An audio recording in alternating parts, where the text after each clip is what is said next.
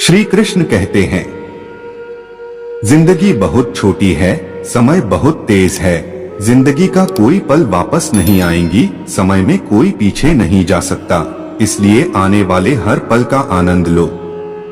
कुछ लोग अपनी अकड़ की वजह से कीमती रिश्ते खो देते हैं और कुछ लोग रिश्ते बचाते बचाते अपनी कदर खो देते हैं। मुस्कुराहट वो हीरा है जिसे आप बिना खरीदे पहन सकते हो, और जब तक यह हीरा आपके पास है, आपको सुंदर दिखने के लिए किसी और चीज की जरूरत नहीं। सरल स्वभाव वाले व्यक्ति को कमजोर समझने की भूल नहीं करनी चाहिए। सरलता उसका संस्कार है, कमजोरी नहीं। रिश्तों में बढ़ती हुई नफरत का एक कारण ये भी है कि आजकल लोग गैरों को अपना बनाने में और अपनों को नजरअंदाज करने में लगे हैं। जिंदगी में अगर आपको किसी ने ठुकराया है तो एक बात हमेशा याद रखना, निखरता वही है जो ठुकराया जाता है। जब आप दूसरों के लिए अच्छा चाहते हैं तो वही अच्छी चीजें आपके जीवन में वापस आती हैं। यही प्रकृति का नियम है।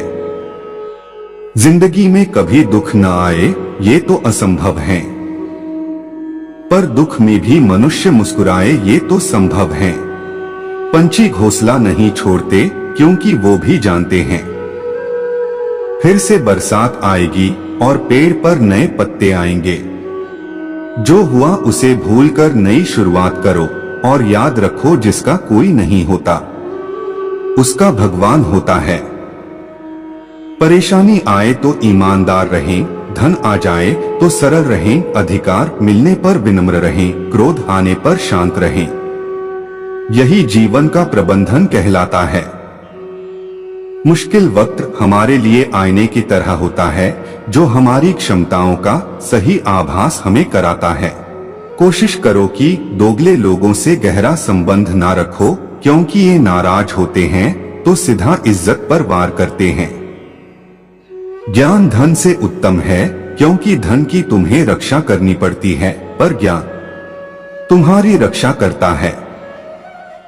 इतना कमजोर मत बनो कि कोई आपको तोड़ सके, बल्कि इतना मजबूत बनो कि आपको तोड़ने वाला खुद ही टूट जाए।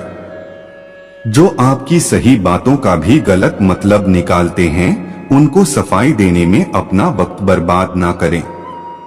दिमाग ठंडा हो तो फैसले गलत नहीं होते, और भाषा मीठी हो तो अपने दूर नहीं होते।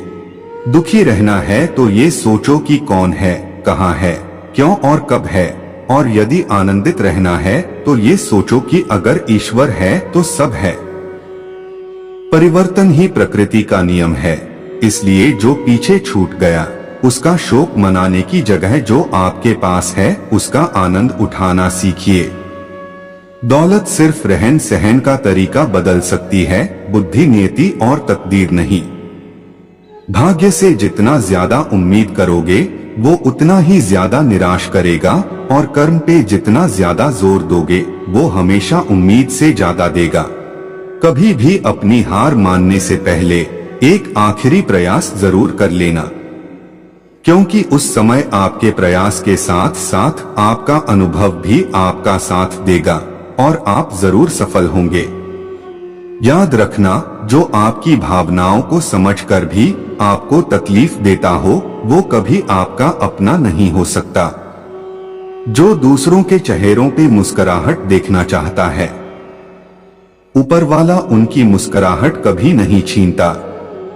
स्वार्थ से रिश्ते बनाने की कितनी भी कोशिश करें वो कभी नहीं बनते हैं, और प्रेम से बने रिश्तों को कितना भी तोड़ने की कोशिश करें वो कभी नहीं टूटते। जहां आपकी कोई कीमत नहीं है वहां पर रुकना अनुचित है, चाहे वो किसी का घर हो या किसी का दिल। सुलझा हुआ इंसान वह है जो अपने जीवन के निर्णय स्वयं लेता है और उन निर्णयों के परिणाम के लिए किसी दूसरे को दोष नहीं देता। अगर आप सही हैं तो कुछ साबित करने की कोशिश मत करो, बस सही बने रहो, गवाही वक्त खुद देगा। सही समय पर सही बात समझने वाला और गलत समय पर सही बात को समझने वाला बहुत ही मुश्किल से मिलता है। विचारों को वश में रखिए, वो तुम्हारे शब्द बनेंगे। शब्दों को वश में रखिए, वो तुम्हारे कर्म बनेंगे। कर्मों को वश में रखिए, वो तुम्हारी आदत बनेंगे। आदतों को वश में रखिए, वो तुम्हारा चरित्र बनेगा। चरित्र को वश में रखिए, वो तुम्हारा भाग्य बनेंगे।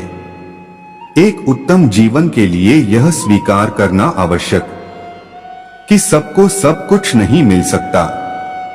खुद से बहस करोगे तो सारे सवाल सुलझ जाएंगे, अगर दूसरों से करोगे तो और नए सवाल खड़े हो जाएंगे। जब मनुष्य अपनी गलती का वकील और दूसरों की गलतियों का जज बन जाता है तो जीवन में फैसले नहीं फासले हो जाते हैं। सहायता करना उत्तम है, परंतु सहायता करने से पूर्व इस बात की पुष्टि अवश्य कर लें कि आपकी सहायता से कैसे कार्य सिद्ध होंगे, क्योंकि अगर आपकी सहायता से कोई अधर्म होता है तो उसके उत्तरदायी अधर्म करने वाले से भी अधिक आप होंगे। सच्चा प्रेम अकेलेपन में भी प्रेम का आभास दिलाता है, जबकि दिखावे का प्रेम साथ रहकर भी अकेलेपन का एहसास करवाता है। जैसे पुराने गंदे वस्त्र को उतारकर नए वस्त्र पहनाते समय एक छोटा बालक रोता है, किंतु माँ उसके रोने की परवाह किए बिना वह वस्त्र बदलती है, क्योंकि वह जानती है कि उसके बालक के लिए क्या उचित है। उसी प्रकार भगवान अपने भक्त के इच्छा की परवाह किए बिना उसे सफलता और निष्फलता देता है, क्योंकि वह जानता है कि उसके भक्त के लिए क्या उचित है।